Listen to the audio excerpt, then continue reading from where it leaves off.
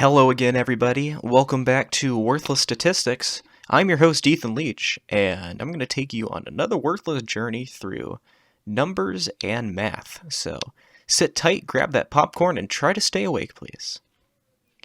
Let's look at, so here is our beautiful data for the All-Star Series with our amazing custom characters. Going to go over the data we're looking at, and then I'll go through a little bit game by game. Over here, like every other league we've had before, you'll see what game it was and who won and the point differential. It's just, how many points they won by. Here is the net points. So over the course of 7 games, the E6 scored 9 more points than the O6. Which it was getting out of hand there for a while, like when the 06 lost by 27 points there, but we were able to bring it back, winning by 10, only losing by 9, and then blowing the tits off the UE6 guys by 31 points. Anyway, so the average point differential throughout the entire series was 17, just shy of 18 points. So the average game, the average game, the winning team beat them by 17, almost 18 points. And the standard deviation, to remind you guys of high school math, standard deviation represents the all things equal what the mean average would be. So with a standard deviation this is standard deviation for the average point differential, by the way.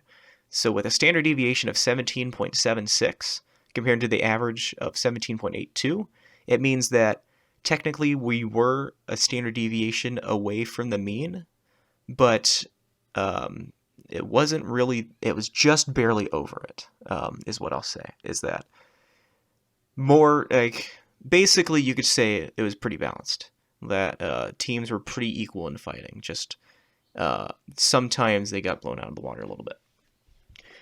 Game score, if you guys remember what game score is, it is a metric developed by basketball statistician John Hollinger as an extension of player efficiency rating, as well as a simpler alternative. It is intended to give a total perspective on a player's statistical performance in a basketball game.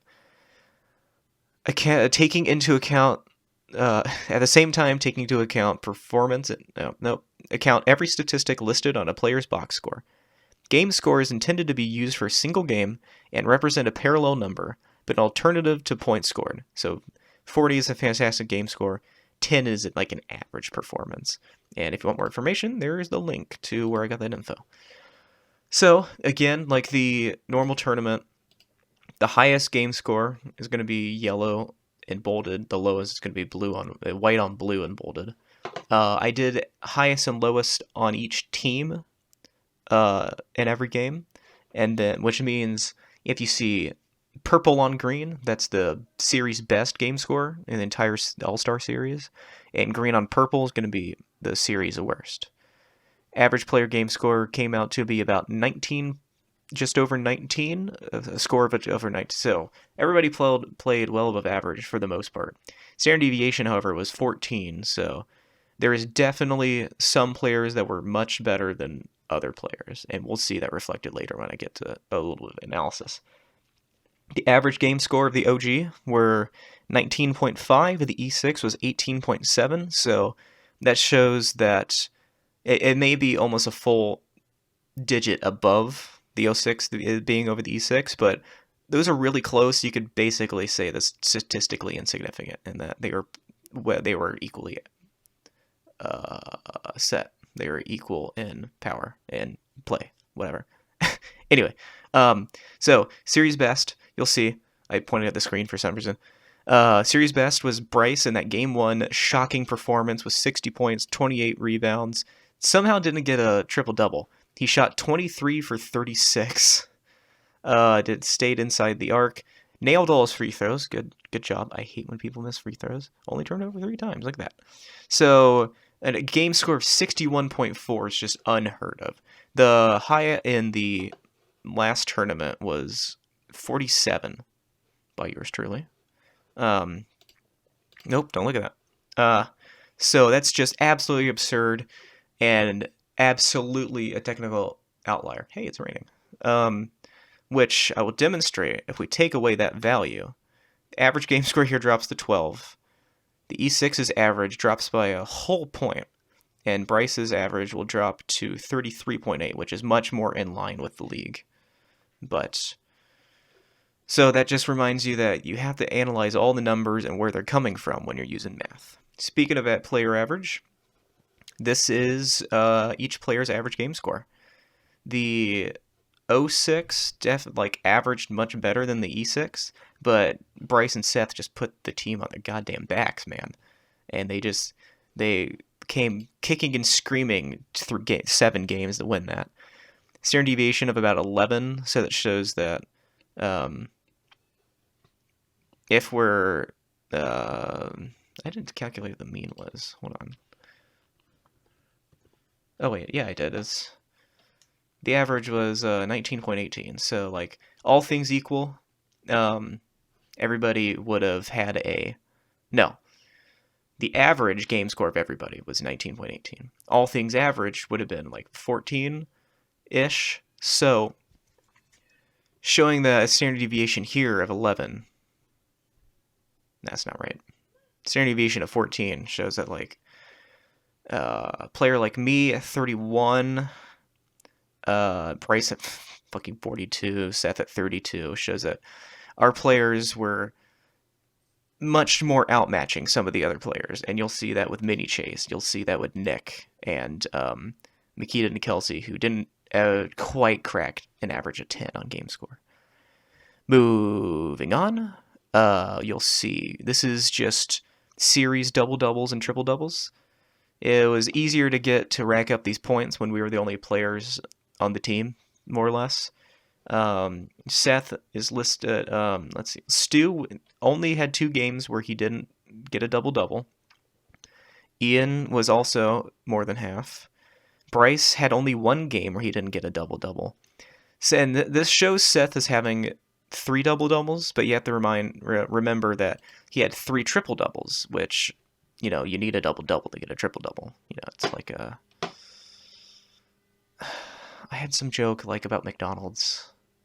I don't know. McDouble with cheese. And what everybody's been waiting for, MVP voting, we had about a voter turnout of about 42%, which I don't think is very far off from the current U.S. average voter turnout in elections. Bryce received 80% of the votes cast, and Seth received 20% of the other votes. But I wanted to have a third place for someone, and I voted for Seth, so I gave myself 1% of my own vote, because I can, and nobody can stop me. I'm drunk on imaginary power. So, congratulations, Bryce. Looking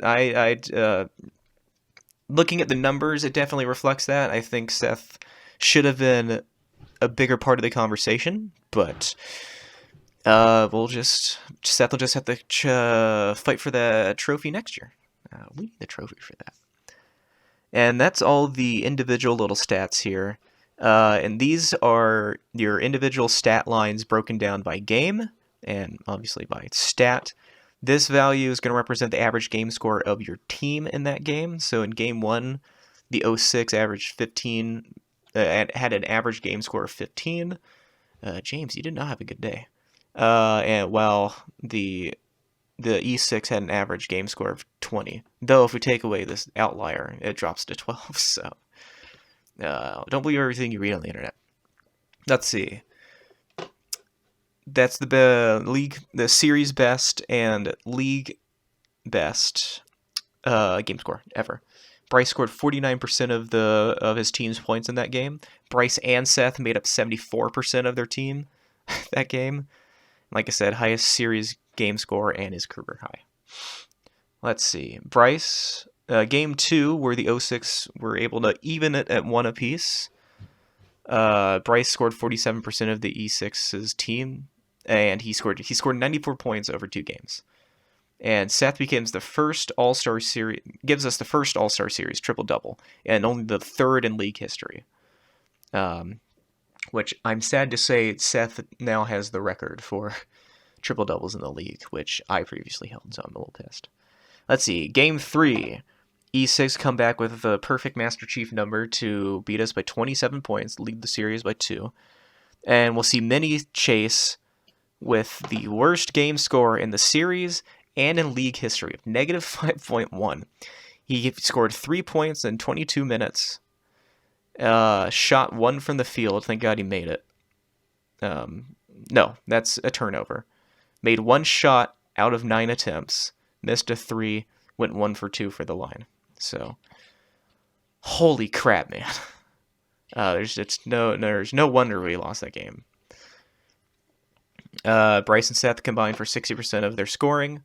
We're the first and only team to never crack 100 points in the series. And yeah, that was I already talked about game score. Let's see. Game 4, where the 06 were able to rally and tie the series 2-2. Not going home yet. Seth had his second series and career triple-double. And they're rocking it there. Game 5. The E6 would take it by 9 points. They put Baby in a corner there going into Game 6. Let's see. Seth had his series and career triple-double, taking the record for number of career triple-doubles in our 2K tournament, 2K league, little league. Good performances by both teams, I'll say. I mean, Bryce, flashy, but Seth with a triple-double. Game 6, elimination match. No 6 blew the tits off you guys. Take that, E6. It also didn't help that the E6 had the worst series game score, team game score of 7.1, despite Bryce's best efforts. Negative 1.2 from Sam, 0.4 from Makita, 4 from Kelsey, 7 from Seth, and 1.7 from Nick. Ouch.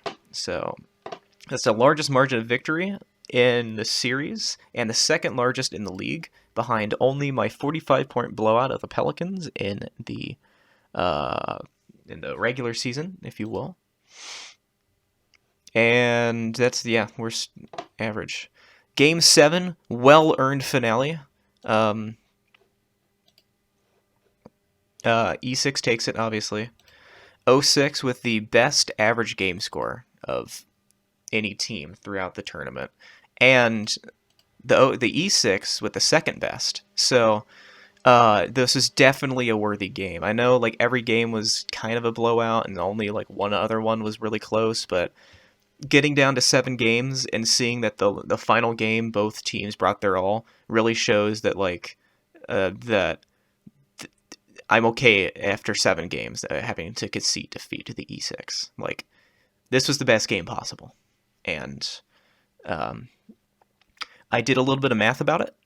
And so it's not, I mean, if you average it out, I assume the win-loss ratio for home versus away teams is about 50%. So I took that and I ran with it. So as we know, the away team won every single matchup, which I don't know if that's ever happened like in the NBA. So if we take the odds of a win-loss for a home or away team at 50%, we could take that like a coin toss. So the fact that the away team won every single match is a 1 in 128 chance, which isn't great, but like, it almost doesn't sound great, but can you imagine flipping a coin 7 times and getting heads every time? It's unheard of. So here's the series stats. I got a little cheeky. The pale green is going to be your total over the series. I should change that. And then the green is your series average. If you have the gold, that means you are the best at that stat in the series, and the red means you're the worst at that stat in the series. So like, I mean, Nick, what are you doing, man? Like, what are you doing? Look at this. You have 5. You have. I mean, granted, you're tied here, but you have 5 of the worst stat lines. The minutes kind of doesn't count, but and then Chase, come on, man, Mini Chase.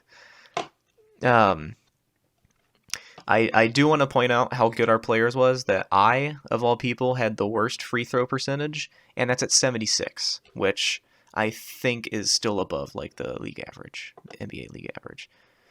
Stu played the most minutes. He just out touched James at a flat 45. Bryce scored the most points on average, and he scored the most points. Yeah. I should go through and do that. Let's see. Bryce also had the most rebounds per game. Sam had the most steals per game. Stu, you had the most assists per game. Seth had the most blocks per game. Bryce had the most double doubles technically, and Seth the most triple doubles. But like here, you'll say that technically he had 3 more double doubles. So whatever. James and Stu, you both tied for you averaged almost a whole turnover. Oh no, you averaged less than 1 turnover per game, which is pretty sweet. I always get mixed up when we flop here. Seth is averaging 5 turnovers a game. That's ridiculous. I and Bryce had the best field goal shooting at 60%. Bryce also had the best 3-point shooting, so he's a threat from everywhere. And James and Ian and Sam and Nick hit all their free throws. I think Nick only shot like 4 or 5 free throws, but I think I have those stats later. Bryce led in offensive rebounds. Nick led in. He fouled the least. I mean, he played the least time, so he kind of didn't have enough time to get enough fouls. And Bryce had an average game score of 42.63, as we've seen already. But if you remove that game 1 outlier, his average score comes down to 33.8, which is much more in line with the 32 from Seth and the 31 from me. So that is... I don't need this, actually. So that's the All-Star Series in a nutshell. Feel free to go through and peruse this as you will. It was fun compiling it, even though it's kind of a pain in the ass to type everything in, make sure you got it all right, and coming up with these dumb, stupid formulas, and just look at that. Look at that. Anyway, on to the reason for the delay is here's our I've heard expression that it sounds like we might be doing this might become an annual thing, and so I decided to check out our career totals. So in the blue, you'll see what your career high was in a single game. And the yellow, the goldish, will be your career average. So this is what you're averaging throughout our quote-unquote league's history. And I recognize that the stats are going to be skewed because of the playoffs, but I really don't give a shit. So whatever. It's just a fun way to amalgamate everything. You should see the hoops I had to jump through here to get all this right. So, this will be interesting for you to go through and check for your individual player. And the double and triple doubles, those are just your career total. You're not going to average. Nobody's even close to averaging a double-double per game. So, check that out. Also, make sure I changed this value because it was just so much easier for me to do the math. This is field goal made, field goal attempts, 3 points made, 3-point attempts, free throws made, free throw attempts. So let's pick and choose. The most points scored in a game, we got Bryce there. Most rebounds in a game, Stu, I think. Bryce had that 28 game. Seth beats me in steals by 1 for 13. Let's see. Assists, we're tied across the board. There were 4. Seth had 11 blocks in one game. Seth also turned it over 9 times in a game. Most points, most field goals made. Looks like it's... Oh yeah, Bryce shot 23 off 36. I think that's the same game. But he shot 36 times. The most I've ever made in the game is 2 free throws. Bryce has made none. Is that right? I feel like that's not right. Oh well. It has to be right. The math doesn't lie. Let's see. Offensive rebounds, fouls. We've only had 2 foul outs ever, it looks like. Ian and Sam. So, shame on you. And let's see. I have 6 double doubles. Bryce has 9 double doubles. Seth has 6. And Seth and I are the only ones with triple doubles. So I might go through and highlight which one is like the league best. But you can see your career high, so you can keep track of that as we go through future games possibly, and then your career average. Like Makita, you're only averaging 9.99 minutes a game somehow. Nick, you're at 6. So that's everything I got. Thank you guys for having fun with these stats. If you have any questions, please feel free to reach out. I mean, it's not like I have anything to do. This is 20 minutes of evidence that I have nothing better to do than to talk about stupid bullshit with you guys. So, thank you all for watching. Thanks for the memes and BBFL, and I'm looking forward to see what we do next in this quarantine time. Baseball might be starting back up, so we'll see what happens there. Basketball might be starting up, so we'll see what happens there. I'm still a proponent of my idea for a Madden All-Star Series where we each pick one. We split in the OG and E6, and then we each are randomly given a player on the offensive side, and we like draft our dream teams. Like we draft off each other, like bam, bam, bam, bam, bam, bam. We like have a draft, and then like they play each other. We just pick like 2 awesome defenses. That's the end of my rant. Thank you guys so much for watching. I'm gonna go play Animal Crossing now.